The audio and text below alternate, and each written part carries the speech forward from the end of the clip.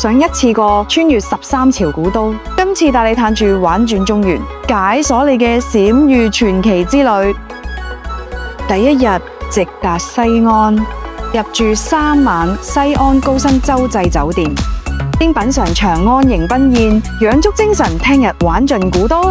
第二，黃河奇觀，朝早遊玩黃帝陵之後，直衝中華圖騰戶口瀑布，睇住黃河水道傾瀉啦，雷鳴聲隔住屏幕都感受到。保證入住湖口觀북房酒店，夢裏都係見雄偉瀑布。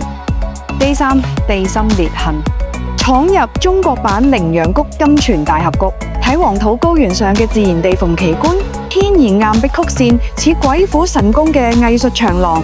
隊名特別安排觀看國家級非遺陝北腰鼓表演。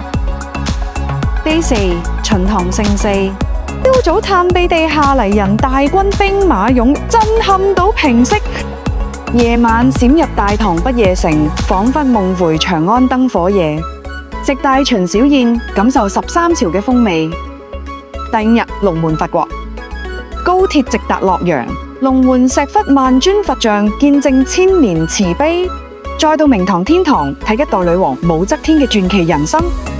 夜晚必試盛唐水席，24道湯羹食出武則天，同款奢華。第6日，花王盛宴，春季限定牡丹園萬朵帝王花霸氣盛放，空氣都染咗香味。下晝衝少林寺睇真功夫弟子拳風大勁。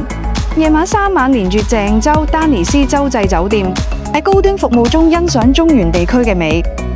第7日，公路奇蹟，深入太行腹地，萬仙山掛壁公路似巨龍纏山腰，喺窗邊就係萬丈深谷，刺激到手心冒汗。